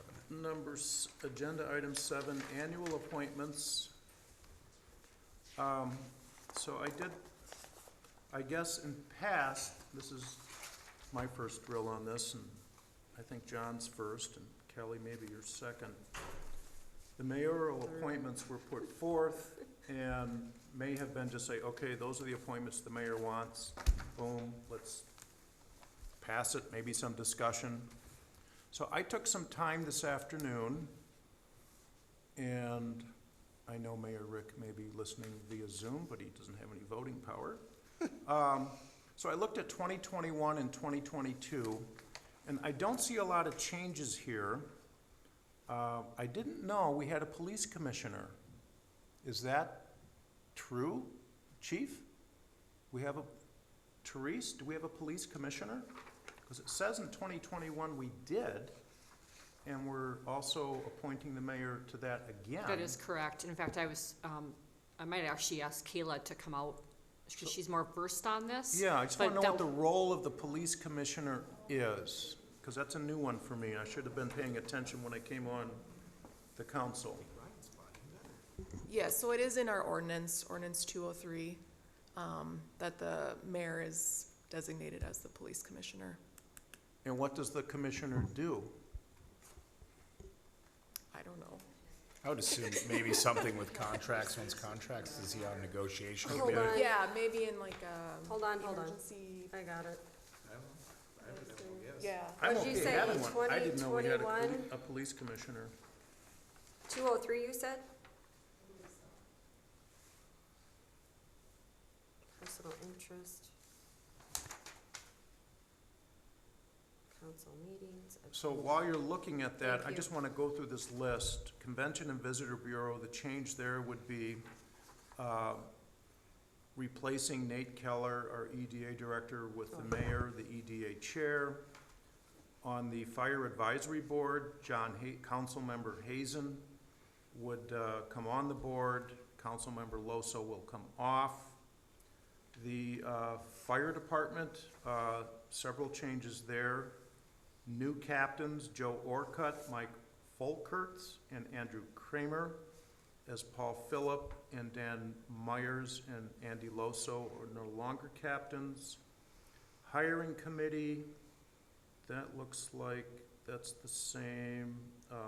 The joint planning board is changing in the sense that Adam Sepiak is coming on. And then I think Chad Hausman would be off, right? Park and Rec Board is a change in the sense of Linda, is it Butenhoff? Is no longer the chair, is that right? Or on it, and then that position's open. Planning Commission, Chad Hausman and Michael Ross are off. Bob Loso stays on, and then we're adding Adam and Keith Lawaji. And then I didn't know we had a weed control commissioner until I looked at this stuff too. But they're staying the same. So what do we find out about police commissioner? So here, it was 201, and it says, individual authority of the mayor. The mayor is hereby authorized to act in the following in behalf of the city. A, the mayor shall serve as a police commissioner and shall field complaints and comments regarding the police department and reports to the council to his or her findings. The mayor shall not discipline an officer nor enforce policy. So it's a Ambassador of Goodwill representative. And this was 2016, Good, so, Good to know. yeah. which I did not know. Dwight, And it what do you wasn't, see, think? that, I had that. Probably not nearly as prestigious as Tom Selleck and Blue Bloods.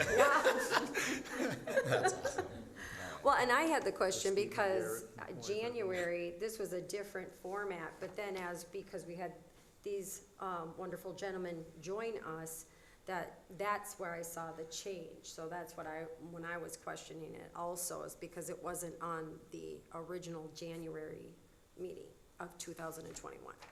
So it was clarified for me this afternoon. Great. So I think on a practical basis, Nate, you would no longer be going to the Convention and Visitors Bureau meetings. How do you feel about that? What? Yeah, he's off. Good question. Oh, You know, I guess I haven't even had time to process it really, to be honest. Yeah. I did not notice that. Yeah, Mayor Schultz would come on and Nate would come off on the CVB. But I thought that we had to have a city representative for that. So, yeah, and before it was in the ordinance, it was the EDA director. But wouldn't that be a conflict since he's also the mayor? Then I would ask to input Kevin then, since you're an EDA. I mean, but I would rather have a city representative. I think that was the reason why we had the liaison from the That's why council. you're on it, correct? Well, no, and then a city, you know, Like to be, staff. yeah. That's how I understood it to be, is that we had a city rep and then the liaison, because I don't get a vote. I'm just there to be able to. Pass on to us. You correct and help and Right. guide. Does and- the CVB vote? Do you have motions and They vote do, on things? to my understanding. They do. It's a little more informal, I would And it's say. part and parcel to EDA, right? Isn't CVB under EDA? Correct. Yeah, CBB takes direction from E EDA. So my sense, I can see the mayor's logic in the sense of focus as EDA director is to develop new business opportunities that we've been talking about in the EDA. And we have a lot of talented people in CVB in terms of what we're doing there. And he's not here, he can't speak for himself. But I don't object to that change. I do. So we could approve everything and hold that out, table this, and for discussion. I at didn't another- even recognize that I'll let him discuss about the it at city was next meeting. taken out of there. I mean, staff was taken Your out. point is, should there be a staff person Well, on CVB? that's Nate's area, you know, that to help cultivate that. So I think he is a reference point for the CVB. I think he would be a wonderful reference for us and to be able to guide the CVB in that. You know, I'm kind of, I look at it as a liaison, as being able to offer support, but to have that reference as they're conversating, I think catapults it even better. But that's how I look at it. Biggest thing I would say is just ensuring that the communication happens and it occurs and is consistent, no matter who ends up in that role, that does not suffer or falter, is the only thing that I can think of. So my question is, you have Mary Bruno, 2022 to 2024, she has chair on there. What's the difference? Like, she's just the chair of the Convention and Visitors Bureau, correct? Yeah, president per se. Right, president, Yeah. or? Yeah. Correct. I'm just getting Guides. confused with chair and then EDA chair and everybody's a chair. Yeah, so Mary is essentially the chair since she's the CBB director. What do you wanna do? So I think we want to hash this out more. Mm-hmm. We have a workshop coming up on Tuesday, so I would ask the counselors Next Tuesday? that we Yep. approve, That's not on the schedule. we approve these appointments with the exception of the CVB. Can we move forward on that basis? You can, yes. Counselor Beanick and Hazen? I can we agree. move forward on that basis? I agree. Make a motion. So I make a motion that we move forward with the mayoral appointments with the exception of the CVB for future discussion. I second. Any further discussion? All in favor, say aye. Aye. Aye. All opposed? Motion carries. Okay, where are we? 8, we did Nine. 8, 9. 9, Public Works Building Remodel. Yeah. Who's gonna so speak for I will- Ryan? I will take that one on. Can I interject real quick? We have to elect an acting mayor.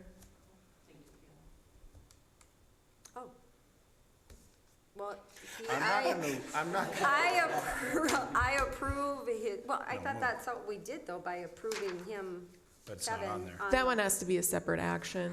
Oh, Yep. okay, well then, You wanna keep doing it? I, You opposed? I move to have Kevin Klusner be the acting mayor. I second.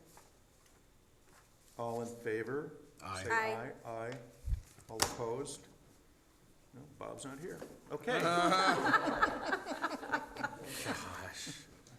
Too bad, so sad. Thank you, Kayla. Thanks, Kayla. Number 9. See, this is why we have such an amazing staff, I just wanna say. Right, no, we can't follow all this stuff. Okay, Public Works Building remodel. Therese? Yeah, so at the end of 2020, the city had purchased property with a building, or actually buildings, just north of the existing Public Works facility off of 19th Avenue Northeast. And that was identified, actually even several years before that, the storage needs of our Public Works Department for their equipment. So with that, it was recognized that that building would need to be remodeled to meet the Public Works needs. And before you this evening, so Public Works Director Ryan Wentzman did contact 8 contractors for estimates. Unfortunately, given the issues that we face today with staffing issues, things of that nature, we only received one estimate proposal. So we do feel that that is in line with industry, so we are asking for you to approve $47,771 towards the remodel from the proposal provided by Mike Schlanigan Construction, and that was budgeted in our 2022 budget. That amount was, or is it a small Actually, amount? actually more was budgeted, but, Yeah. so it's gonna less is cover, fine. correct. I guess my only concern is that he reached out to 8 contractors and 5 didn't want it, and we only got 1 submitted. Well, I don't think they didn't want it, they just didn't have the manpower. Yeah. Just wish we had more, but. I approve the proposal for Mike Schlanigan's. You're making a construction. motion to approve? Yes, a motion, sorry, thank Okay. you. I'll second. Any further discussion?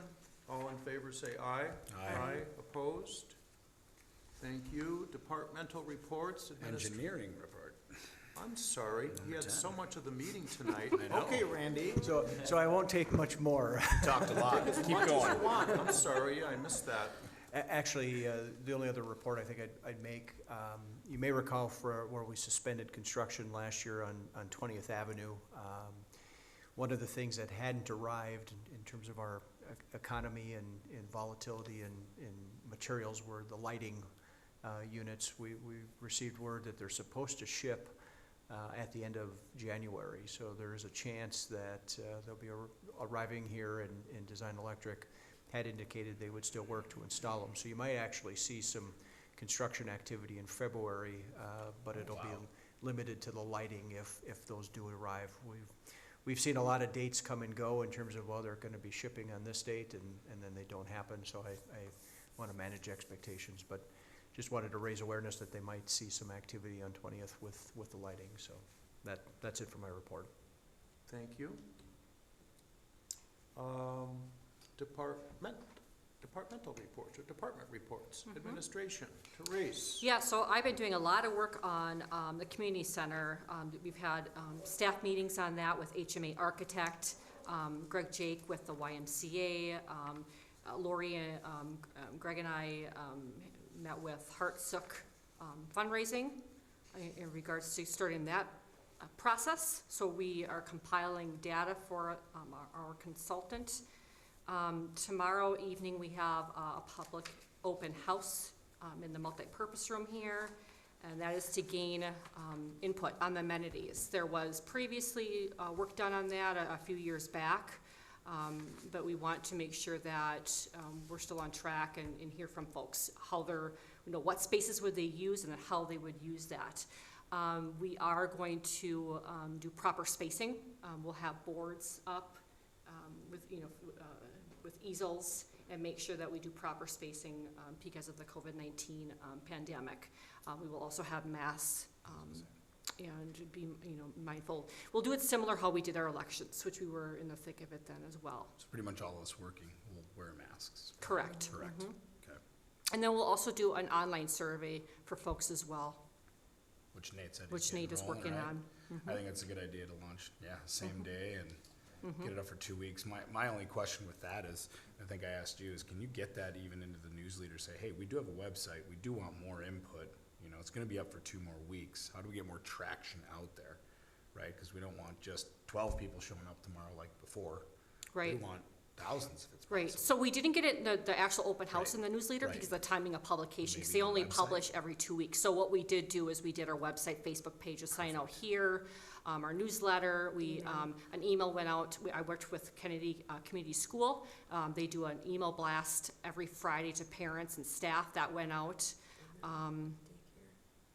Yep, Little yep, Little Saints did it. Saints, they also did. But when we launch tomorrow, you're still going to launch the website, right? Did we say how long we're doing that for? We're gonna do the 2 plan, weeks 2 is weeks. the plan. Can we get that Yeah. website in the newsletter? You know what I'm Yes, saying? Or something with the along- timing of it, Right, right. yes, we should be Yeah, able to do and that. Also go on hopefully, here. and we have a QR code too. Right, So I saw hopefully we that. can get the QR code in Cool. that. Yep. Okay. Absolutely. As far as staffing updates, we just finished police sergeant interviews, which you took action on this evening, Awesome. promoting Jason Lithmers. And then we're going to proceed with filling that open police officer position. Rhonda Jewell, she's planning several events. Snowfest, as you should be well aware, is coming up on January 29th. She's going to be doing dodgeball, and then yoga continues as well. And then our city council work session is next Tuesday at 5:30. Can we add to that, since the concerns of the trails that we talked about with some of the people and maybe just discussing that on there? Is that on there? The trails? Yeah, Yeah, that they were talking about here. yeah, the condition of them. Yeah, and actually Randy and his team, they're gonna be checking out the condition of it, so there won't necessarily be an update, unless Randy has an update on the condition, but yeah, we're gonna definitely be checking the condition of those trails out. Thank you. What's on the agenda now for the work session? Roughly, the big ticket items? Community center. I don't know, just take a stab. Or are we still developing the agenda? Yeah, we're Okay, still good. developing the Good agenda. answer, all right. Community development. Yes, good evening again. Busy. That's probably just an understatement. It's been pretty crazy. I think I set a record on the most meetings last week, just given everything that's happening and occurring. Just some high-level highlights, economic development. The EDA's talked about the last couple of meetings, potentially applying to host a conference called Connecting Entrepreneurial Communities. And that's really a conference that would take place in September 8th and 9th. And it's focused on getting a bunch of entrepreneurs to come to the community, have breakout sessions at the various downtown locations. And we're working with some potential partners on that. And if we were to move forward with that, then we would apply. February 25th, I think, is the application date for that. Council will see at a future council meeting grant execution agreement come forth for the JR Mobile site. Continuing to do outreach to various partners regarding some of the EDA priorities that were discussed at their work session a few months back, including the idea of the boutique hotel within the downtown. I worked with Mary Bruno to write a grant for the CVB that the council had authorized this evening through Explore Minnesota. CVB is also partnering with some neighboring cities, including St. Cloud, Way Park, and Little Falls for what's called the Feel the Love February. So that event will be through the Greater St. Cloud. It'll be through an app. The website is enjoycentralminnesota.com, and essentially that will have various itineraries for folks to do. What's nice about that is we'll be able to track some of the analytics and see how many people are logging on to that app, how many people are using it, and what kind of the participation rate is for that. Meetings and events, this is just a snippet of the various meetings and stuff. Again, the bigger ones that I've been working on in the last week or so, as Therese mentioned, are related to the community center and the open house, getting the word out for that, developing the online survey, working with Greg over from the YMCA on some of that, along with HMA Architects. So that's taken up a lot of my time. So that survey should be ready for the open house tomorrow. We'll have a QR code with that, and we'll have that available there for folks, and also for anyone who wants to grab copies of the link or the QR code, they should be able to do that. What else? I had a meeting with the 2 new planning commission members and just kind of briefed them and gave them some background on their roles and responsibilities and what the planning commission has discussed in the last few months and some of the things that are on the docket. Had various correspondence with a couple of the news outlets, and specifically regarding JR Mobile and the grant that we received and that. So had that. Also have additional meetings coming up, of course. The big one being, again, the community center open house tomorrow from 4 to 7. So yeah, any questions I'd be happy to answer. No, thanks. Thank you, Nate. Finance, Lori. Good evening. I'm not going to read everything on my report because you can go through and read some of the detail, but a couple highlights. As some of you may be aware, you got your utility bills in the city newsletter this last week or maybe over the weekend.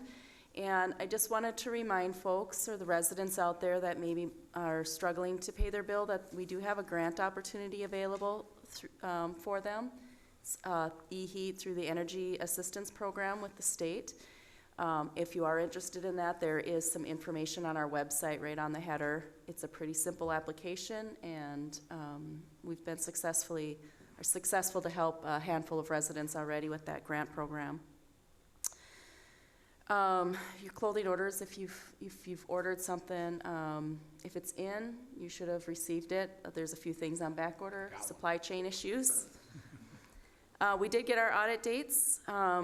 We'll have some preliminary work done, kind of looking at controls on February 7th and 8th, and then the regular scheduled field work will be March 14th through 18th. Bergen KDV is our auditors. They're currently on a 3-year contract for our annual audit. So the audit takes a lot of work as well as a lot of year-end stuff. So the finance department, like Nate, is keeping very busy. And we're all just trying to get through, and we'll make it there. Helping out with some of the community center issues. I am also working with our financial advisor and the bonding attorney on the community center to start work on that and figuring out what that's going to take. So kind of doing that side of the business as well. ARPA funding, I wanted to bring up a news front on that. So the ARPA is the last year's March federal bill that provided some local support to help with the pandemic and issues with the pandemic. The U.S. Treasury had just published their final rule and gave us further guidance on how we can spend those funds. And one of the good things that they had in their final rule is that the city can just assume that they had revenue loss without going through a pretty arduous calculation, up to $10 million. Now our grant was around $800,000, so that full $800,000, we can just qualify it under that revenue loss and spend it accordingly on governmental business that the city currently does. So that was good news. It'll make the reporting side of that a little bit easier. So couple projects that the city has approved is updating our main servers and purchasing a rescue van that I think we're getting quotes for right now, so that should be coming forward to the council here soon after the fire board has a chance to look at that, and hopefully we can move forward with that purchase then. Today, staff and myself, a few staff members here, Therese, Nate, met with Northland Business Center, or CLC partners, kind of talking about some of the Northland Business Center construction for potential projects going up there with the First Street and 24th Avenue, along with their assessments that are on there. So I think we had a good meeting and good understanding with the contractor on how to move forward there. Kind of, you can read through that's kind of the summary of it, is sitting in on some of the development meetings as well as how it relates to the finance as well, and thinking about it from that perspective. So helped out with interviews today. I'm gonna attend the community center open house tomorrow as well, council workshop. We had OSHA training coming up too, and then audit field work, so plenty going on in the finance department as well. Any questions? Thank you, Lori. Public Works? Ryan has his report in the packet, so I don't know if you have any questions on that, but otherwise it is included in your packet. Thank you. Anyone have any questions or? No, I just had questions about, I saw in the letter that we're adopting fire hydrant, or asking our members in the community to try and adopt a fire hydrant, but if we don't, I just wanted to see how many people actually reached out and have adopted fire hydrants that are snow covered. If they don't adopt them, how are we clearing them? I think you kind of talked about if we get a call, we might do it. That was really my biggest question. So. Okay. Police Department, Chief Funenstein. Well, unlike the other departments, it's slow, quiet, uneventful. No, You look it's pretty relaxed over there. Yep. No, staff has been busy. For those that are listening out in the audience or that are watching it later on TV, 2021 wrapped up with little over 4,200 ICRs for the year. If you go back 2 years pre-COVID, we were at 3,300. So we're up about 1,000 ICRs in 2 years' time, and that's a lot. And an ICR is what for the An audience? incident crime report. Every So- time a call comes in. Every time, yep. If we get calls for suspicious activity, suspicious smell, domestic assault, DWI, speeding ticket, we do not ICR the times that people get pulled over for traffic warnings, and we do not ICR our winter parking tickets either. Some cities do that. Be a great way to boost some more numbers. It's just a nightmare for our records department right now. And like I have told everybody else, that works good for 1 year to boost your numbers, but now you're kind of married to You're that stuck, too. yeah.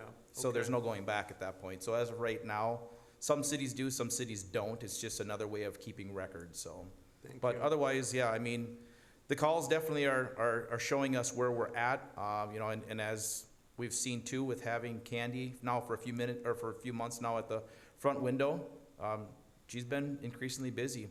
One of the biggest things that I don't have the breakdowns to the whole thing, but one of the things that we're seeing a lot of is gun permit renewals. People are coming in and doing that, and that's what she's strictly been focusing on, is a lot of that stuff. And then people also coming in for fingerprints and those things. So there's a lot of activity at the front window, there's no doubt. So Officer Lipinski has completed his FTO, and for the next couple of weeks, we're gonna enjoy being fully staffed until Sergeant Maggard fully retires. Again, with the whole body cameras that we've been discussing at the different council levels and everything else too, we did not qualify. They dangled another carrot out in front of us and said we've been placed on their waiting list. But after talking to Therese and some of the different ones, it's time to move that ball forward. So I've got quotes coming in right now on that.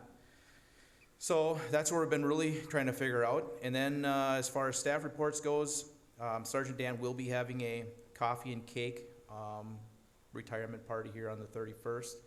We're planning on doing his final call out on the radio. We'll probably do that prior to his coffee and cake in case it goes long. He won't miss that, and give him a chance to get teary-eyed, and his wife can sit in the squad with him when he does that, so that'll be good. 28 years is a good run, so we've enjoyed him. So other than that, if anybody has any questions, that's what I've got for you. Thank you, Chief. Fire Department. Yeah, so Jeff also has his report in the packet for you as well. He could not be here this evening. Council, any questions or observations on that? Not on the fire, but I do want to, since this is our first in January of 2022, I just want to go on record by saying for my first year, this staff has been absolutely amazing. And that goes for every single one. I finally got to finish up meeting everybody with Jeff, and it's sad that it had to be in coalition with Andy passing.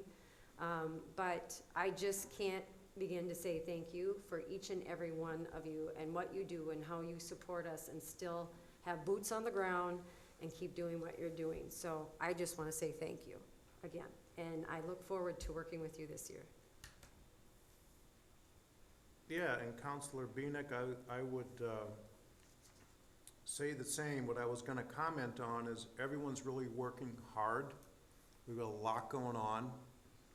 I get in here once in a while and see how dedicated our city staff is, and I really appreciate that. And just really particular shout out to fire and police in terms of the turnover and changes that have gone on in those two departments these last year or two. So just know you're under the gun to see good people go and have to find other good people. And I would say the same to Chief Taufin if he was here. It's just a hard thing to be going through when you overlay that with COVID and everything else. So Chief, thank you for what you've been having to deal with, and everybody, really just great work. We do have mayor reports. I did talk to the mayor prior to, and the only thing he has as a report is at the workshop on Tuesday, he's gonna update us on the recent APO meeting. There's the Southwest Beltway Corridor Study that, and I appreciate the mayor's input and being at those meetings. I wasn't able to make that one. According to the mayor, the consultant, SNS I think their name is, missed out on doing the complete work on what needs to happen or how it should be studied in St. Joseph. So we're gonna talk about that on Tuesday night. He didn't have any other things to report. So if nothing else, motion to adjourn. Second. Third. All in favor say aye. Aye. All opposed? Thank you, everybody.